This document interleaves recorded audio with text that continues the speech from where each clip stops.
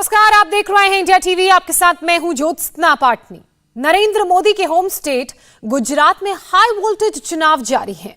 चुनावों को लेकर प्रचार हो रहा है, लेकिन बीजेपी की नजर 2024 पर ही है। क्या 2024 में मोदी मुस्लिम वोट बैंक में बड़ी सेंध लगाने वाले हैं?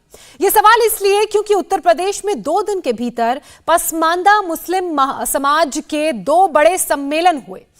रविवार को रामपुर में और शनिवार को बरेली में। दोनों सम्मेलनों में योगी सरकार के मंत्रियों की दमदार मौजूदगी थी। जातियों के नाम पर वोट बैंक बनाने का काम इस देश में खूब हुआ, मगर सो कॉल्ड सेक्युलर गैंग को कभी पिछड़ा मुसलमान नजर नहीं आया।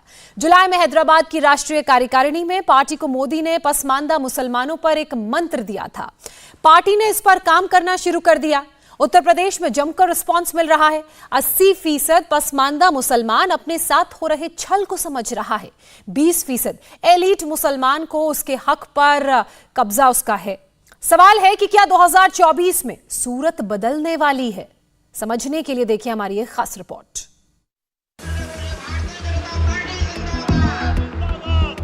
मुस्लिम समुदाय में मोदी की मुहिम चल पड़ी।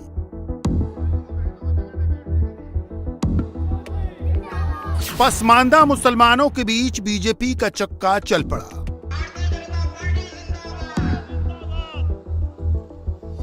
चौबीस के लिए यूपी से मोदी के मुस्लिम एजेंडे का आगाज हो गया।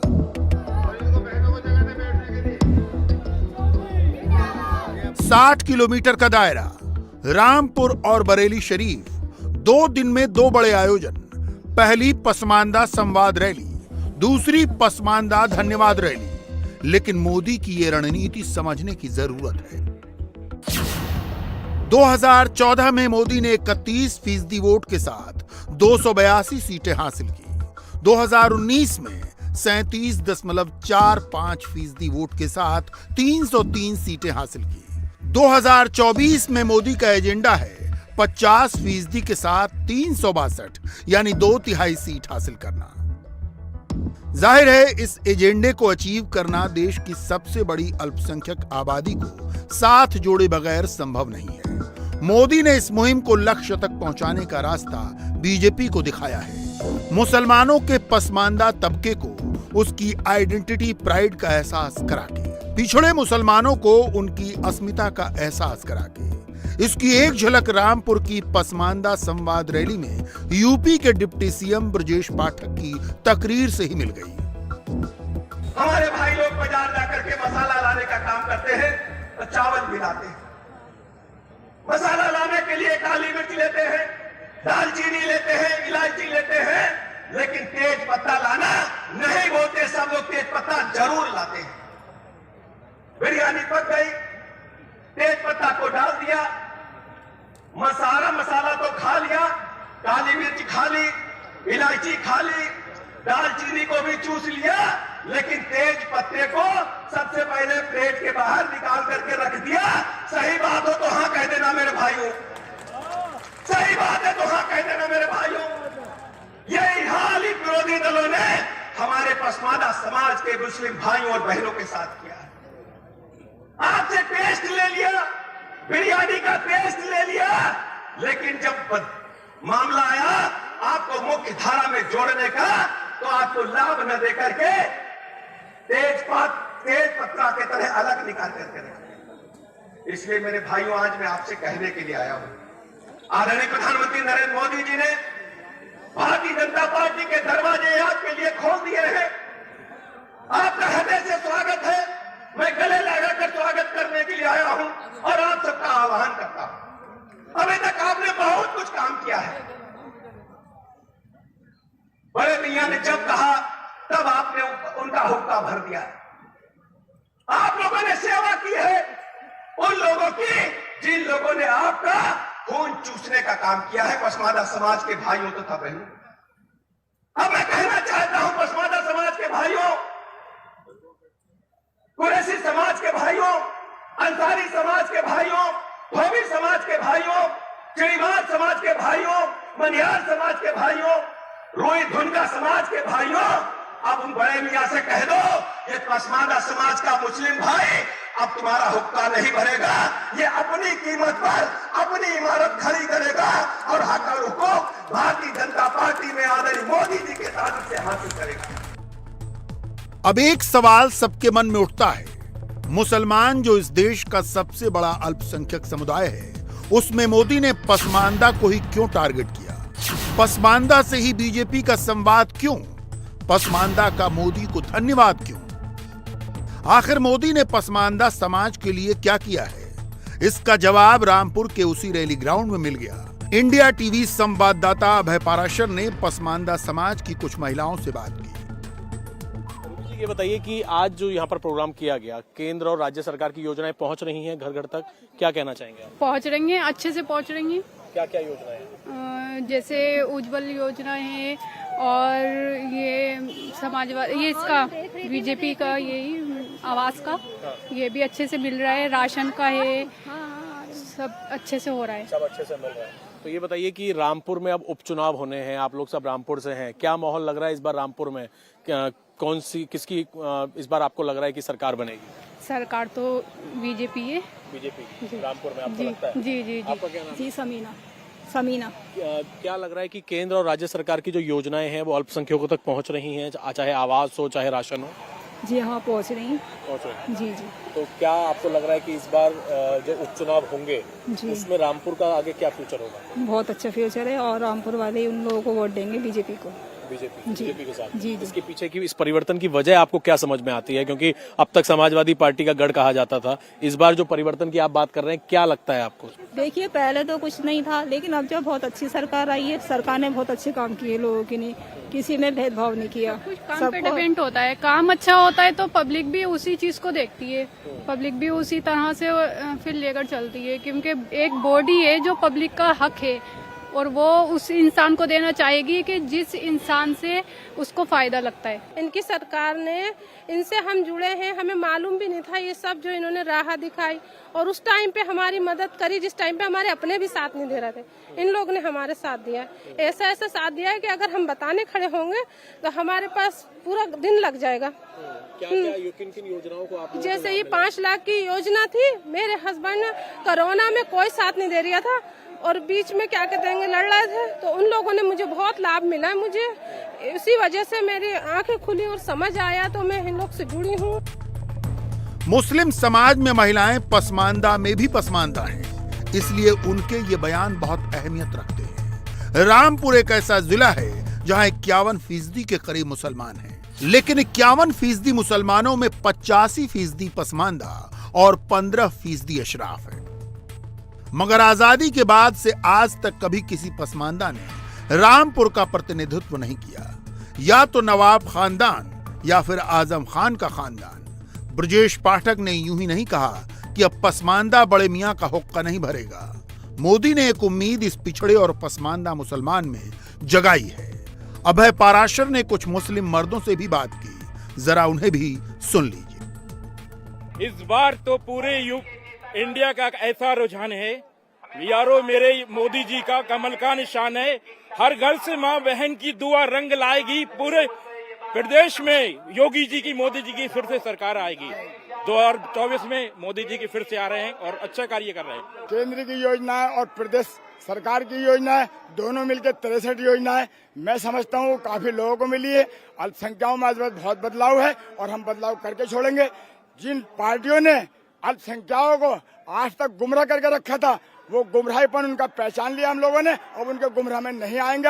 हम बदलाव करना चाहते हैं। हम भारतीय जनता की पार्टी की सरकार बार बार हिंदुस्तान में लाना चाहते हैं। गल्ला मिल जाए, मकान मिले और भी जो है जो सब मिल जाए, सब मिल रहा है। हाँ। तो इस बार रामपुर में अब उपचुनाव होने वाले हैं, क्या माहौल लग रहा है आपको? यहाँ पर कौन सी पार्टी आगे है? बीजेपी मतलब आगे आएगी इंशाल्लाह।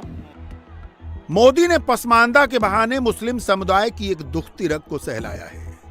कैसे, ये हम आपको आगे डिटेल में बताएंगे, मगर पहले जरा मुस्लिम समुदाय के इस वर्ग विभाजन को समझ लीजिए। भारतीय मुसलमानों को खास तौर पर 3 सामाजिक वर्गों में विभाजित किया जाता है।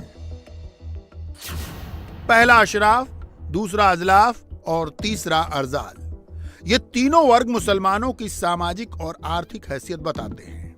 अशराफ मुसलमानों में सैयद, शेख, मुगल, पठान आदि ऊंची जातियां शामिल हैं। इसके अलावा हिंदू धर्म से कन्वर्टेड राजपूत हैं जो रांगड़ कहे जाते हैं, या त्यागी हैं जिन्हें बोलचाल में तगा भी कहा जाता है। ये अपने सरनेम आज तक वही इस्तेमाल करते हैं। अशराफ आर्थिक रूप से संपन्न और सामाजिक रूप से प्रतिष्ठित हैं। अजलाफ और अर्जाल मुसलमान वो हैं जो कारीगर और कामगार किस्म के लोग थे। उनके सरनेम भी उनके व्यवसाय के आधार पर हैं। अंसारी, कुरैशी, सिद्दीकी, सलमानी, मंसूरी, इदरीसी और हलालखोर ये निचली जातियों से कन्वर्ट हुए और आज भी उनकी आर्थिक स्थिति खासी कमजोर है। अशराफ और पसमानदा आबादी का जो समीकरण हमने आपको रामपुर का बताया, यही 85 बनाम 15 का समीकरण कमोबेश पूरे देश का है। इस देश में आजादी के बाद से लेकर अब तक कुल 400 सांसद मुस्लिम हुए। इनमें 340 अशराफ थे और केवल 60 सांसद पसमानदा हुए। मोदी ने अशराफ और पसमानदा के बीच की इस खाई को बखूबी समझ लिया। हैदराबाद की राष्ट्रीय कार्यकारिणी में जब यूपी बीजेपी के प्रदेश अध्यक्ष स्वतंत्र देव सिंह ने बताया कि 8% पिछड़े मुसलमानों का वोट भी हमें मिला है, तो हैदराबाद में ही मोदी ने पार्टी को पसमानदा मुस्लिम का मंत्र दे दिया था।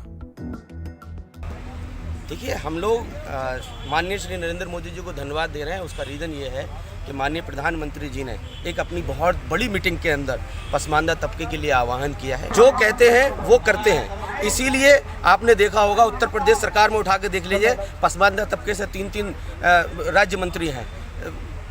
और आप देख लीजिए अभी हमारे प्रधानमंत्री जी ने जो अभी आपने देखा होगा कश्मीर से एक सांसद बनाए, वो अति पसमानदा तबके से आए हुए हैं। और ये तबका नरेंद्र मोदी जी को अपनी आस भरी नज़रों से देख रहा है और इसको पूर्ण विश्वास है। इसीलिए यहाँ पर करीब 10 से 12 हज़ार की पब्लिक हम लोग इकट्ठा हो रहे हैं पसमानदा तबका, और एक साथ श्री नरेंद्र मोदी जी को धन्यवाद बोल रहे हैं। पसमानदा समाज मोदी जी के साथ जा रहा है पूरा? जी बिल्कुल जा रहा है। मोदी की पसमानदा मुहिम का आगाज यूपी से हो रहा है। बीजेपी पसमानदा मुसलमान को अपने साथ जोड़ने के लिए स्नेह यात्रा निकाल रही है। यह यात्रा बिहार की ओर बढ़ेगी, फिर झारखंड, बंगाल और असम तक जाएगी। इन 5 राज्यों पर खास फोकस की वजह भी खास है। इन 5 राज्यों की 190 लोकसभा सीटों पर पसमानदा वोटर सबसे ज्यादा है। पसमानदा वोटर इन 190 लोकसभा सीटों पर निर्णायक स्थिति में है। हालांकि देश के 18 राज्यों में जहां भी मुस्लिम आबादी है, पसमानदा प्रभावी है। इसलिए स्नेह यात्रा देश के हर उस हिस्से में जाएगी जहां पसमानदा मुसलमान वोट मैटर करता है। बरेली की धन्यवाद रैली में तो योगी सरकार के 2 मंत्री धर्मपाल और दानिश अंसारी पहुंच गए। माननीय मोदी जी की नीतियां, माननीय योगी जी की नीतियां इस समाज को आगे बढ़ाने के लिए काम कर रही हैं। जो सुविधाएं, नागरिक सुविधाएं सभी को एक समान मिलने का काम इस समाज के द्वारा सारा विकास हो, इस सरकार ने प्रयास किया है। उसी प्रयास को में बंधकर, उसी प्रयास में विश्वास के साथ आज बड़ी भारी तादाद में, हजारों की संख्या में पसमानदा समाज के लोग यहाँ इकट्ठा आए। मैं उन्हें बधाई देता हूँ। रामपुर की धन्यवाद रैली दरअसल उन योजनाओं का शुक्राना थी जो मोदी सरकार ने चलाई, जिससे पसमानदा समाज के अंदर लीडरशिप भी डेवलप हो रही है और आर्थिक मदद भी हो रही है। राष्ट्रवादी पसमानदा समाज के राष्ट्रीय अध्यक्ष आतिफ रशीद दावा करते हैं कि अब ओवैसी जैसा अशराफिया पसमानदा को बीजेपी और मोदी के खिलाफ भड़का नहीं सकता। ऐसा है, 1947 से इस देश के पसमानदा मुसलमानों को अल्पसंख्यकवाद और बहुसंख्यकवाद की राजनीति में घेर कर रखा गया है और हमको केवल वोट बैंक के रूप में इस्तेमाल किया गया है। मेरा मानना यह है कि ओवैसी जी हमेशा से पसमानदा मुसलमानों के मुद्दों को अटकाना, लटकाना और भटकाने का कार्य करते हैं। आज पहली बार प्रधानमंत्री नरेंद्र मोदी जी ने हमारे मुद्दों को सुलझाने की दिशा में कदम बढ़ाया है, तो वो फिर इसको राजनीतिक ढंग देकर, उसको मजहबी रंग देकर इसको अटकाना, लटकाना और भटकाना चाहते हैं। लेकिन पसमानदा समुदाय अब जागरूक हो गया है। अब अटकने, लटकने और भटकने की दिशा में नहीं, बल्कि प्रधानमंत्री नरेंद्र मोदी जी के नेतृत्व में सबका साथ, सबके विकास को आगे बढ़ाएगा, उसी पर आगे बढ़ेगा। देश के 18 राज्यों में मुसलमान वोटर निर्णायक हैं। मोदी इन्हीं राज्यों में पसमानदा मंत्र फूंक रहे हैं। मोदी कामयाब रहे तो ये वैसा ही होगा जैसे गैर जाटव दलितों और गैर यादव ओबीसी में बीजेपी की पैठ, फिर तो 2024 में मोदी को 363 सीट लाने से कोई शय नहीं रोक सकती। इंडिया टीवी हर वक्त हर जगह डाउनलोड करने के लिए सर्च करें India TV news Google play store या ऐप स्टोर पर।